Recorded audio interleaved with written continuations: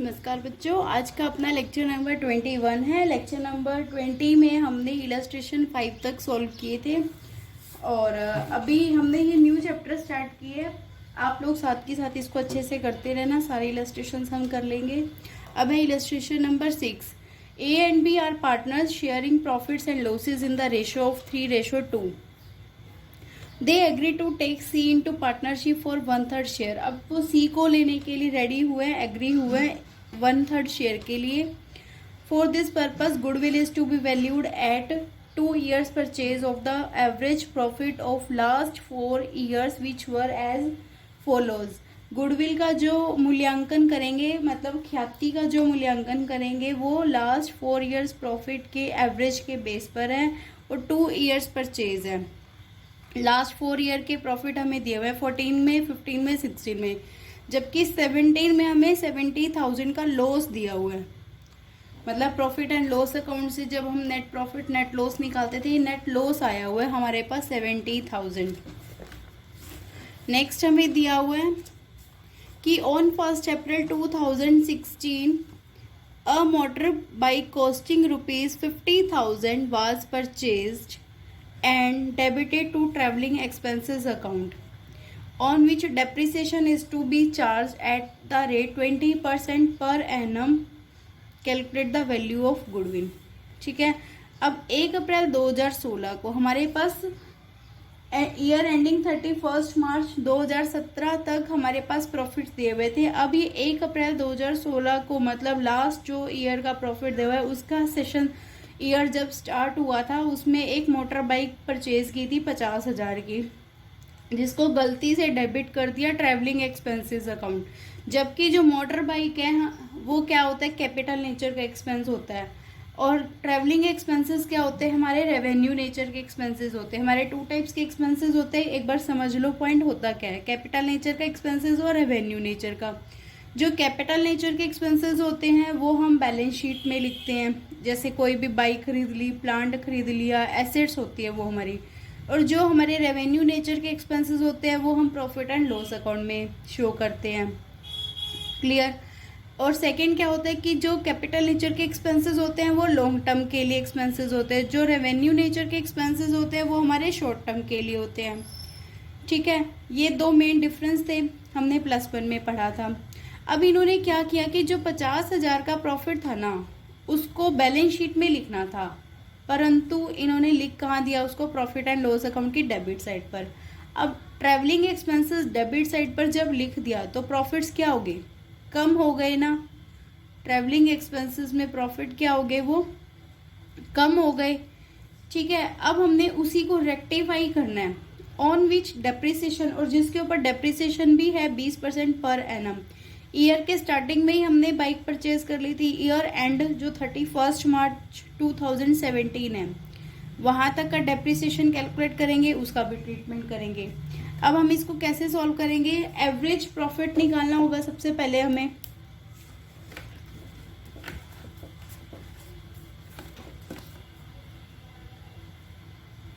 Average profit,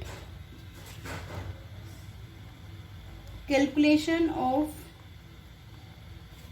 average profit. और कोई भी हमें ट्रीटमेंट नहीं दिया हुआ, सिर्फ 2016 का स्टार्टिंग वाला ट्रीटमेंट दिया हुआ था, मतलब उसका इफेक्ट 2017 के प्रॉफिट में पड़ेगा। ये बात आपको क्लियर है। अब 31 मार्च 2014 का जो प्रॉफिट हमें गिवन है वो कितने गिवन है, 50,000। 31 मार्च 2015 को जो प्रॉफिट गिवन है वो है 1,20,000। 31 मार्च 2016 का जो हमें प्रॉफिट गिवन है दैट इज 1,80,000। ये प्रॉफिट थे हमारे। अब हमारे पास जो लास्ट ईयर में था वो हमें क्या दिया हुआ था, लॉस दिया हुआ था।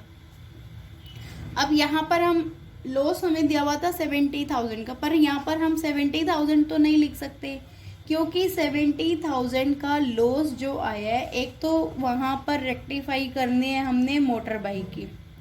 ठीक है, उसके लिए अगर मैं यहाँ पर बताऊँ आपको तो जो कॉस्ट ऑफ मोटर बाइक है वो रॉन्गली डेबिट हुई है, ठीक है, P&L अकाउंट में गलती से लिखा गया है।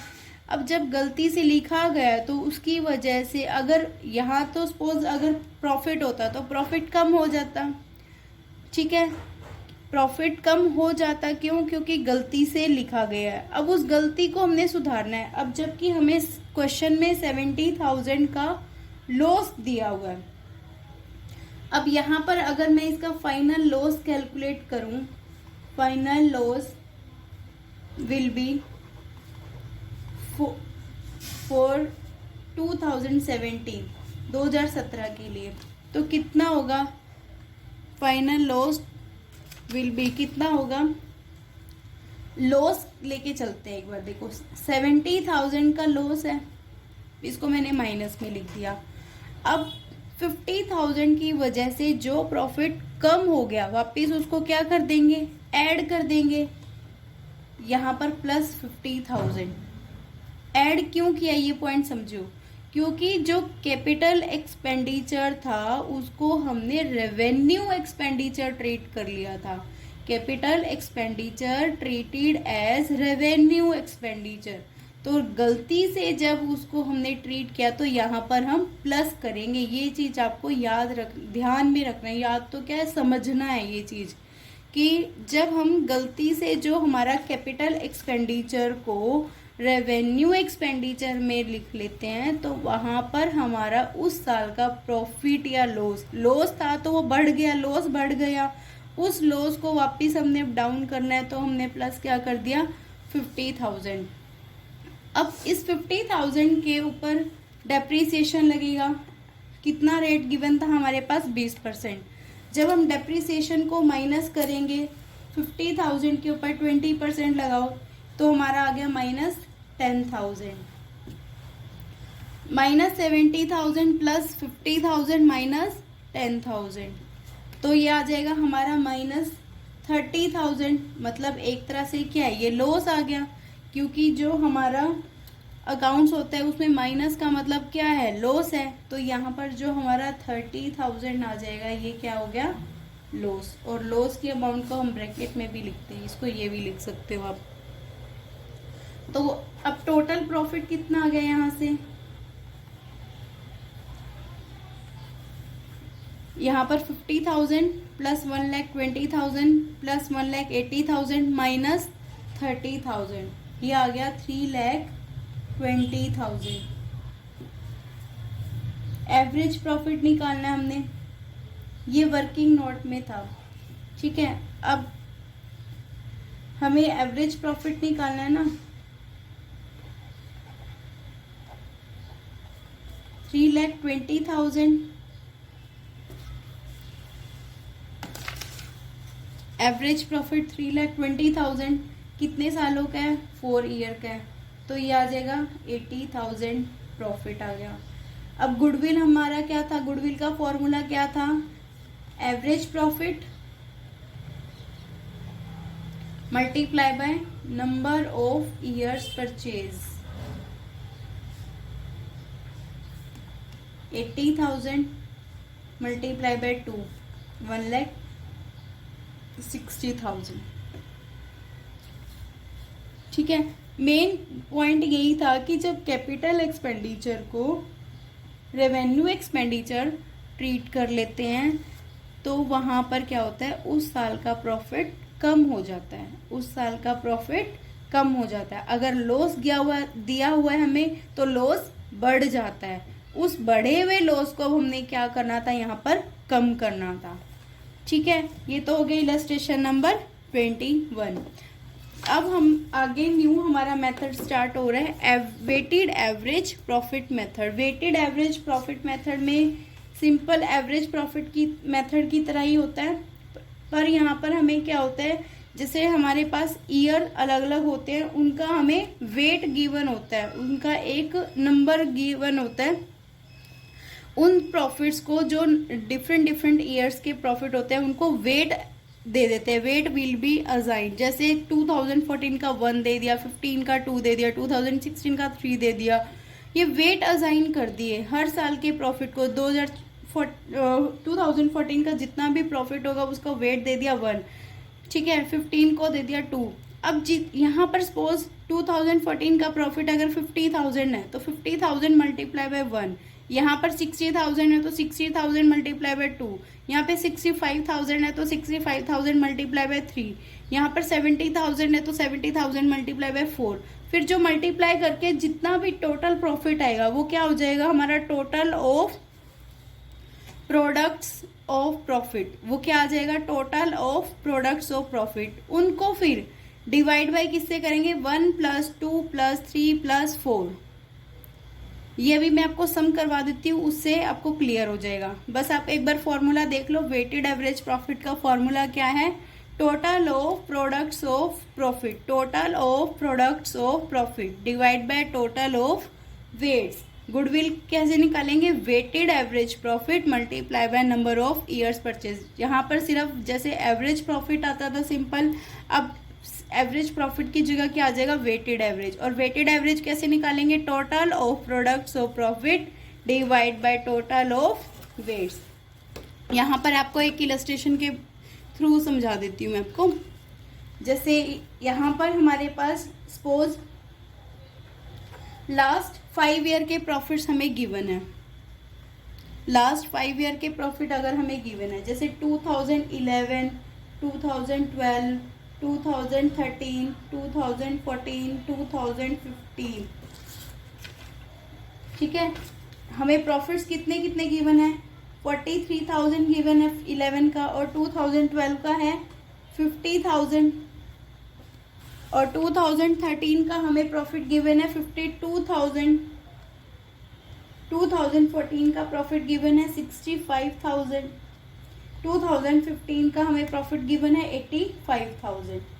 ये हमें डिफरेंट ईयर्स के प्रॉफिट गिवन है, ठीक है। और हमें वेट दिया हुआ है। अब जैसे 2011,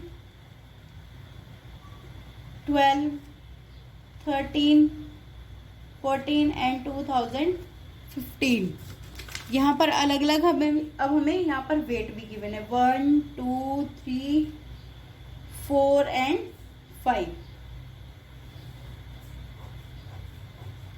ये वेट गिवन है, ये प्रॉफिट्स गिवन है और ये वेट्स गिवन है। अब हमने क्या करना है, वेटेड एवरेज प्रॉफिट निकालना है। इसके लिए हम कैसे सॉल्व करेंगे इसको,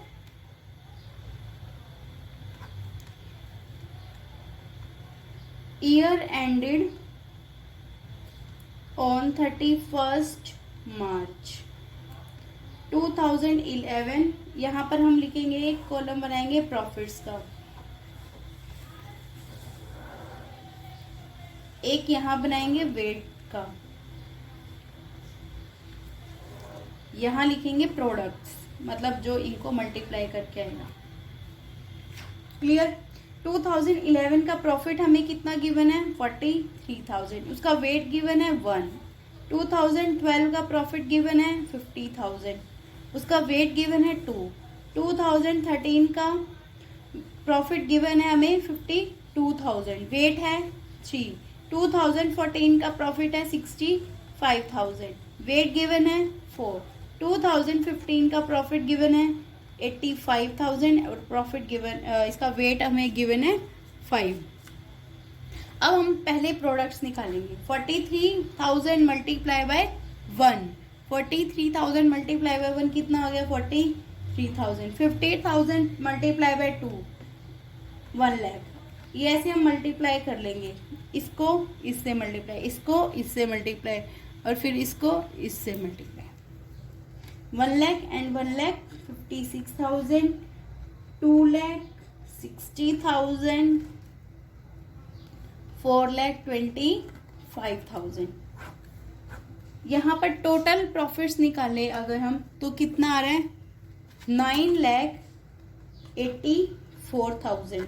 और टोटल वेट निकाले तो 1 + 2 + 3 + 4 + 5, वेट आ गया टोटल इसका 15।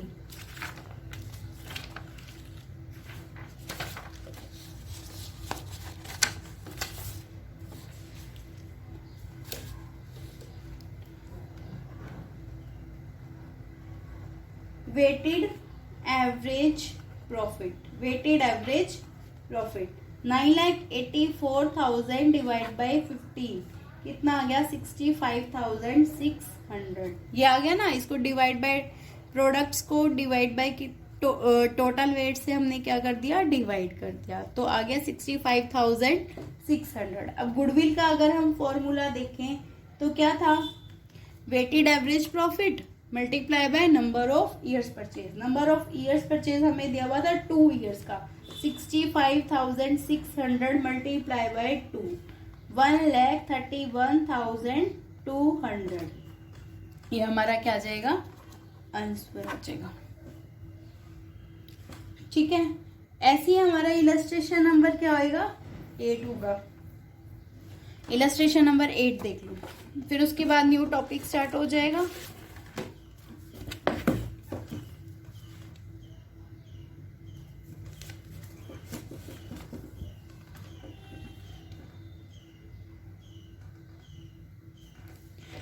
It was agreed to calculate the value of goodwill of a firm at 3 years purchase of the weighted average profit of the last 4 years। 3 years purchase दिया हुआ है, लास्ट 4 years के weighted average profit हमने निकालना है।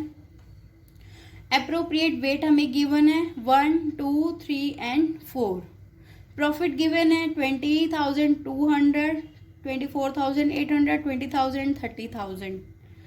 on scrutiny of the accounts the following matters are revealed. मतलब जब accounts की जांच पड़ताल की तो ये फैक्ट्स हमें पता चले कि ये कमियां हैं। जैसे हमने अभी पीछे जो सम किया था उसमें मोटर बाइक का आया था ना, इसमें भी वही ट्रीटमेंट आएगा, आपको अच्छे से क्लियर हो जाएगा। On 1 December 2013 a major repair was made in respect of the plant incurring ₹6,000 which amount was charge to revenue.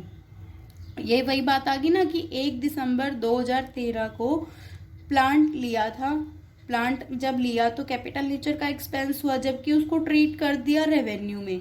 अब रेवेन्यू में ट्रीट करने से उस साल का प्रॉफिट क्या हो गया होगा, कम हो गया होगा। उस साल का प्रॉफिट क्या हो गया होगा, कम हो गया होगा। वापिस से हम 6,000 को क्या कर देंगे, ऐड कर देंगे। फिर से सुनो, कैपिटल नेचर का एक्सपेंस था, प्लांट खरीदा तो उसको ट्रीट कर लिया revenue expenditure. Revenue expenditure treat करने से प्रॉफिट एंड लॉस अकाउंट की डेबिट साइड पर लिखा होगा, जिसकी वजह से प्रॉफिट उस साल का कम हो गया होगा।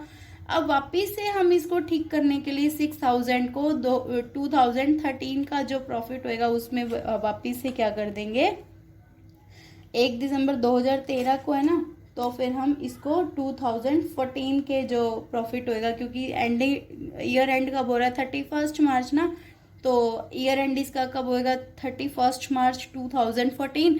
तो 2014 वाले प्रॉफिट्स में 6,000 को हम क्या कर देंगे, ऐड कर देंगे। ऐसे the closing stock for the year ended 31 March 2013 was over valued bye ₹2400। अब 2013 का प्रॉफिट ओवर वैल्यूड है, तो उस साल के प्रॉफिट में से तो क्या कर देंगे, क्लोजिंग स्टॉक है ना, तो माइनस कर देंगे। पर नेक्स्ट ईयर वो क्लोजिंग स्टॉक क्या बन जाएगा, 2014 के लिए ओपनिंग स्टॉक बन जाएगा। तो 2014 के प्रॉफिट्स में हम क्या कर देंगे, इसको वापस से ऐड कर देंगे। अब थर्ड पॉइंट हमें गिवन है, to cover management cost and annual charge of ₹4,800 should be made for the purpose of goodwill valuation. हर साल मैनेजमेंट कॉस्ट होगी, एनुअल चार्ज बोला है ना, हर साल होगी, तो हर साल के प्रॉफिट में से 4,800 को हम क्या कर देंगे, माइनस कर देंगे। एक यहाँ पर ये पॉइंट आया था ना, ये तो 6,000 वाला हमने कर लिया था। इसके बाद इसने कहा कि the paid sum is agreed to capitalise for goodwill calculation subject to adjustment of depreciation of 10% per annum और रिड्यूसिंग बैलेंस मेथड। वहाँ तो लास्ट ईयर था तो हमने प्रॉफिट एक ही बार डेप्रिसिएशन लगा था, यहाँ पर ये कह रहे डेप्रिसिएशन लगेगा रिड्यूसिंग बैलेंस मेथड से। और अब हम लोगों ने +1 के अकाउंट्स में किया था, डेप्रिसिएशन कैसे करते थे, जब 1 दिसंबर 2013 को वो परचेज कर रहे तो 31 मार्च 2014 तक कितने महीने हुए, 4 मंथ्स हुए, 4 मंथ्स का पहले 6,000 के ऊपर डेप्रिसिएशन भी लगेगा, फिर हमें 2015 का ईयर भी दिया हुआ, तो 2015 में भी फिर रिड्यूसिंग बैलेंस से करेंगे तो डेप्रिसिएशन लगेगा। मैं आपको करके दिखाती हूँ, ठीक है। अब यहाँ पर देखो, कैलकुलेशन ऑफ एडजस्टेड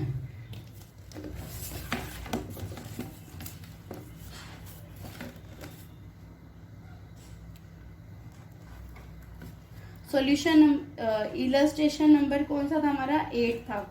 अब यहाँ पर हम क्या निकालेंगे, पहले तो प्रॉफिट्स निकालेंगे, उनको एडजस्ट करेंगे, फिर उसके बाद वेटेड एवरेज निकालेंगे ना।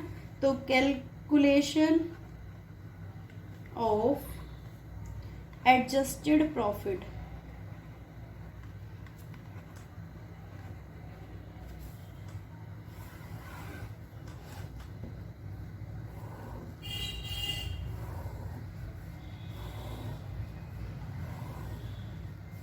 To 2012, 2013 and 2014 and then 2015।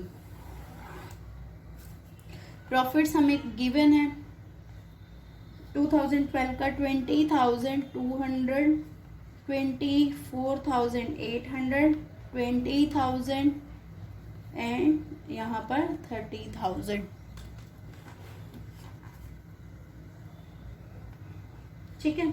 अब सबसे पहले उसने क्या था कहा था, चाहे आप लाइन वाइज कर लो, तो फर्स्ट ऑफ ऑल उसने ये बोला था ना कि जो प्लांट था उसको हमने ट्रीट कर लिया था रेवेन्यू एक्सपेंडिचर, तो वापस से हम क्या कर देंगे, ऐड कर देंगे capital expenditure charged to revenue. 6,000 था ना, तो 6,000 को हम 2014 के प्रॉफिट में, क्योंकि 1 दिसंबर 2013 था, तो 2014 के प्रॉफिट्स में हम इसको वापस ऐड कर देंगे। पीछे जो हमने सम किया था मोटर बाइक, उसमें भी मैंने आपको ऐड करने के लिए बोला था, ठीक है। यहाँ पर हमने क्या कर दिया, ऐड कर दिया।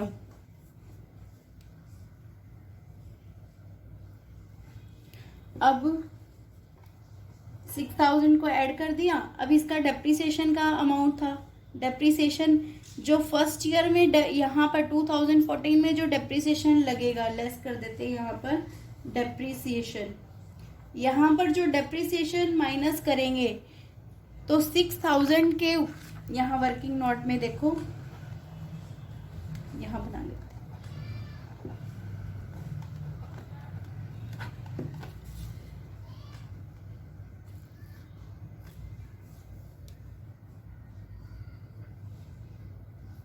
वर्किंग नोट में 6,000 के ऊपर जो डेप्रिसिएशन लगेगा, फर्स्ट ईयर में जो डेप्रिसिएशन लगेगा 4 मंथ्स का लगेगा, तो 10% के हिसाब से 6,000, इसके ऊपर 10% और 4 मंथ्स का, तो ये आ गया हमारा 200 रुपीज, ठीक है। ये तो हो गया कौन सी ईयर के लिए, ईयर एंडेड ऑन 31 मार्च 2014, ठीक है। ये तो 1 हो गया। अब 2 नंबर में depreciation for the year ending 31 मार्च 2015। यहाँ पर रिड्यूसिंग बैलेंस मेथड से लगा रहे हैं, तो 6 अगली बार जो नेक्स्ट ईयर लगेगा 6,000 माइनस 200, ठीक है ना। डेप्रिसिएशन अकाउंट बनाकर देखोगे तो भी यही आएगा 5,800, उसके ऊपर फुल ईयर का लगेगा, तो ये हो गया हमारा 580 रुपये।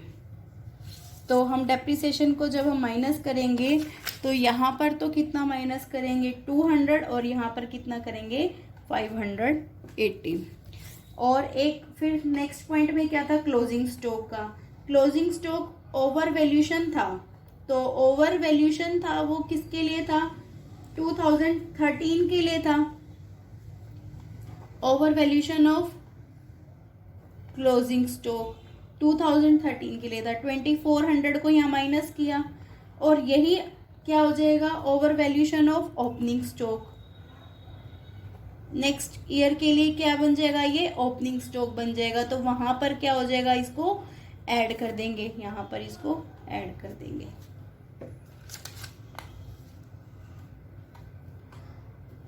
और लास्ट पॉइंट क्या था कि चार्ज मैनेजमेंट कॉस्ट होगी हर साल।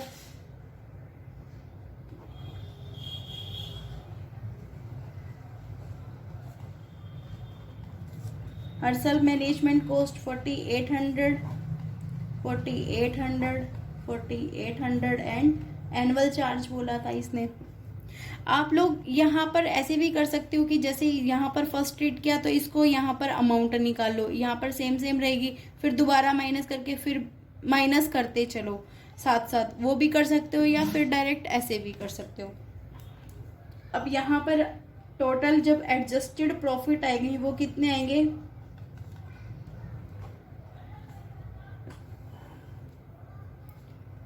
15,400,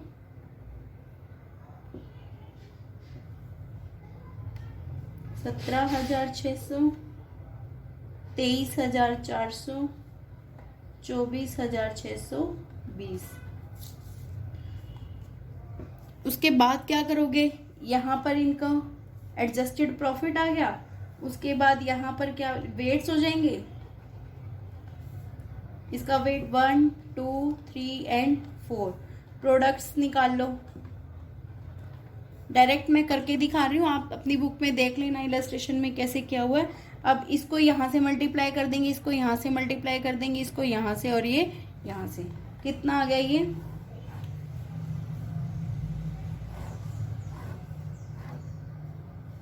15,400, 35,200, 70,200,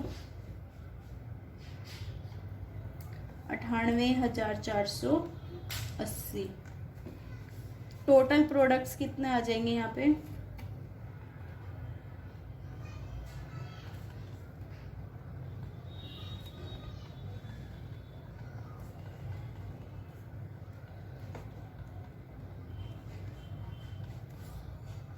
$2,19,280। अब वेटेड एवरेज प्रॉफिट, यहाँ पर जगह कम थी इसलिए मैंने आपको ऐसे किया, आप अपनी बुक के अकॉर्डिंग कर लेना बेटा। Weighted average profit 2,19,280 divide by total weights 1 + 2 + 3 + 4 divide by 10, कितना आ गया ये 21,928। गुडविल निकाल देंगे यहाँ पे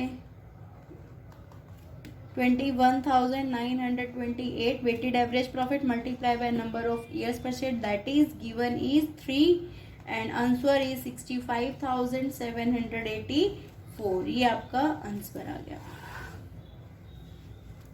ठीक है, आप लोग अब इसको इलस्ट्रेशंस भी एक बार फिर से ट्राई करना अपने आप से। मैं फिर आपको कह रही हूँ यहाँ पर जगह की शॉर्टेज थी तभी मैंने इसको ऐसे डायरेक्ट कर दिया। आप लोग अपनी बुक में देख लेना बेटा कैसे किया हुआ है। और आप पहले इलस्ट्रेशन सॉल्व करना अपनी फेयर नोटबुक में, आपने लगा रखी होगी रजिस्टर, और फिर उसके बाद प्रैक्टिकल सॉल्व करना। नेक्स्ट लेक्चर में हम नेक्स्ट मेथड स्टार्ट करेंगे। Okay, thank you for watching the video. Like, share and subscribe my channel. If you have any problem then you type in comment box. Okay, thank you. Have a good day.